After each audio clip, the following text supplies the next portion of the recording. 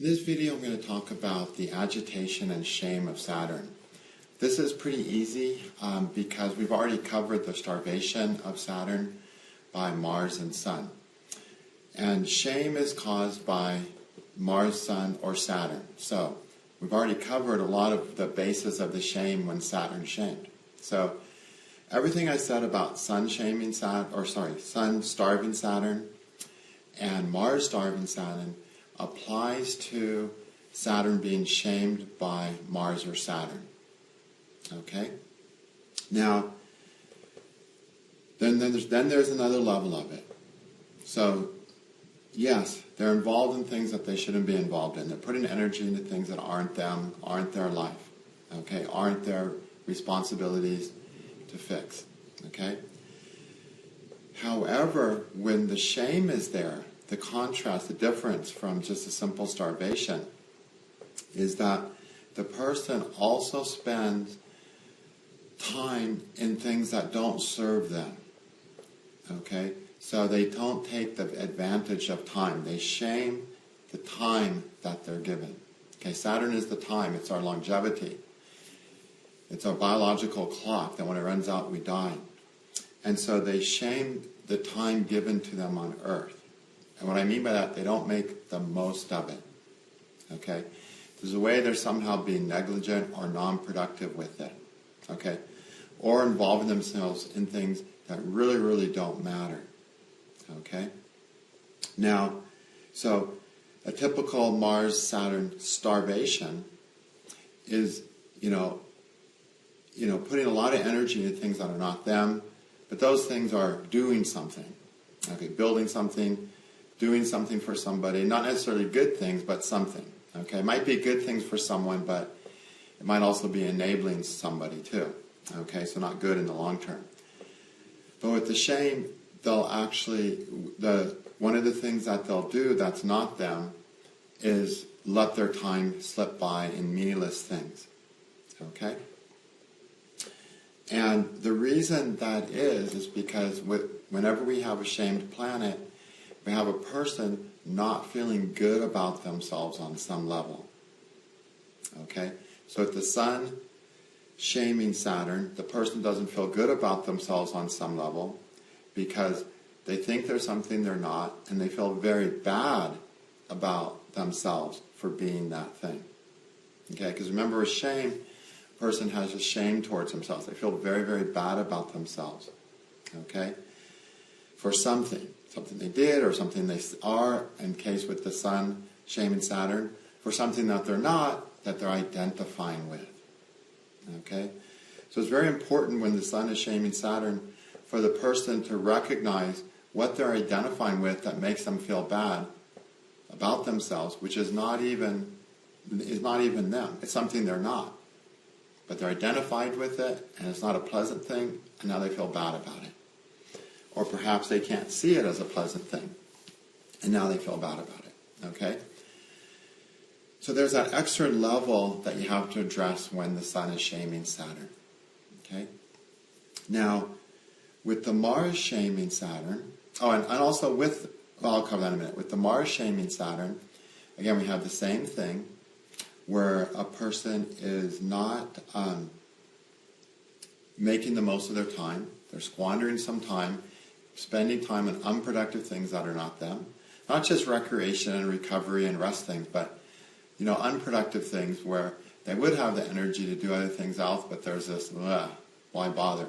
Because they don't feel good about it. They don't feel good about themselves. And with that's the general thing. And with the Mars shaming, there's also a person can feel very shamed about what they're not able to fix. So first, they try to fix things and take care of things and be responsible for things that aren't their emergency.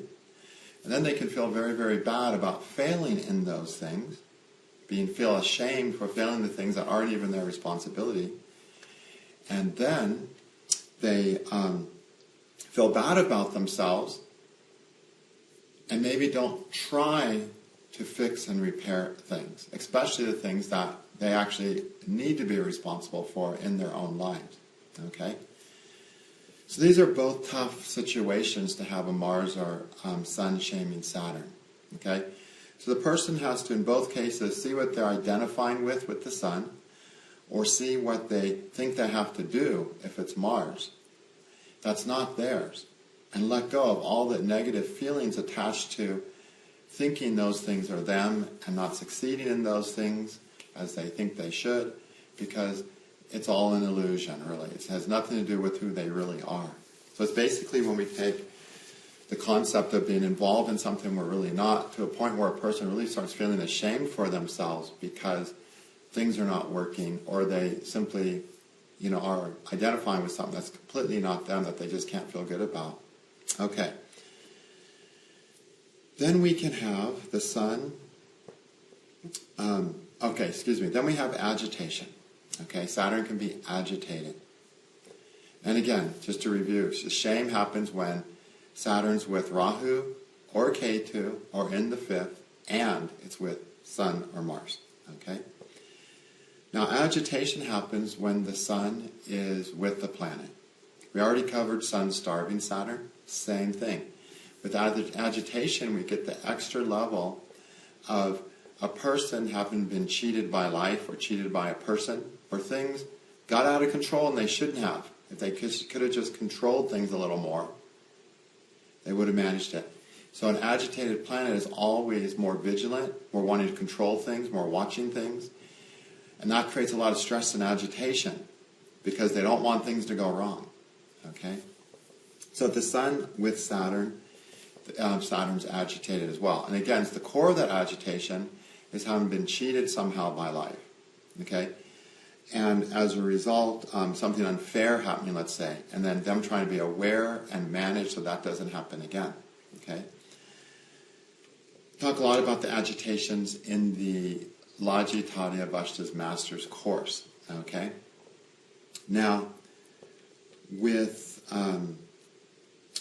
Saturn, agitation is also caused by any planet when it's aspected by an enemy and who's also a malefic.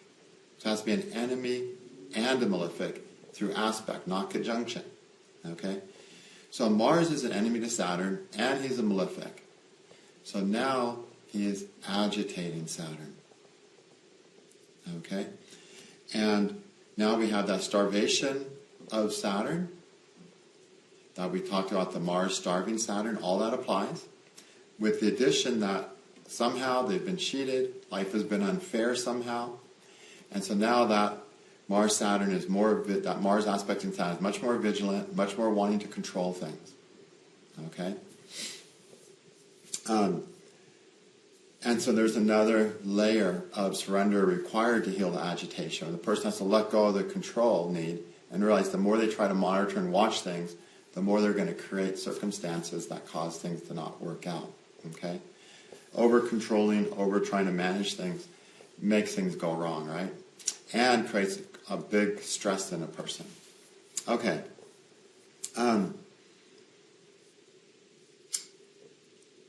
When you think about this shame that could happen, okay, in the early life, when the parent mind's developing and trying to figure out the things not to do so that a person can get the love they need and the connection they need, all right? When there's a Saturn shame, they think they have to do something they're not in order to get the love and connection. So instead of saying no to things they're not, they say yes. Okay? Now when the shame's there, they also are put down for doing the very things that they shouldn't be doing, that their environment makes them think they need to do in order to be loved and appreciated. Okay? So they actually get humiliated, shamed, somebody there, some force there, make them feel bad about themselves for the very things that they're trying to do that are not them to get love and connection. So it's very heavy, okay? And so that extra layer has to be healed, okay? With the agitation, we have, again, the other layer, and in the early childhood, that agitation of the Sun on Saturn through conjunction or aspect, because the Sun is a malefic and an enemy to Saturn, or Mars.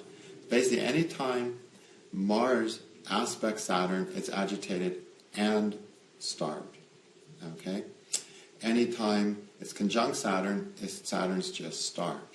But the Sun, if it aspects Saturn or conjunct Saturn, it's starving it and agitating it. Okay? So, with the agitation of Mars, by Mars or Saturn, a person in their early life saw things going wrong that could have been averted. Things that seemed like they could have been managed, controlled, and the course could have been different. Okay? Like that didn't have to happen that way. That person didn't have to do that thing. If only they had been dictated to or controlled a little bit more, all this could have been avoided. Okay? So that need to control develops in the early life. That agitation of more vigilance, of looking and examining, making sure everything's okay, develops early in life because of seeing things go wrong that didn't really need to go wrong from their point of view, from their point of understanding at that time. And so it seems like a little more control, a little more vigilance, this could have possibly worked out. And so from an early age, yes, they're already starting this stressful thing of trying to make sure things are going in the right direction instead of letting things flow. And that's the problem with agitation. It doesn't let things flow. It's looking too much for the things that are wrong, hoping to avert them, hoping not to get trapped by them, and so on. Okay? But really, most of what we've talked about with Saturn, the most important stuff is going to be what we talked about in the starvation. Everything else, agitation, is another layer, but it's founded on that starvation. The shame, it's another layer that shows they just feel much worse about themselves. They're not just hungry for love and connection, which is starvation. Okay? They feel so bad about themselves that they simply don't think love and connection is possible for them. Okay? And even the things they tried to be and do that's not them didn't result in them getting the love and connection because they didn't succeed in it, and they were made to feel bad for not succeeding in it. So they just feel bad about themselves, and underlying everything is this feeling of they simply don't feel good enough about themselves to feel worthy of love and connection. And that's always a part of a picture of any shamed planet. Okay? Okay, enough on that one. Thank you.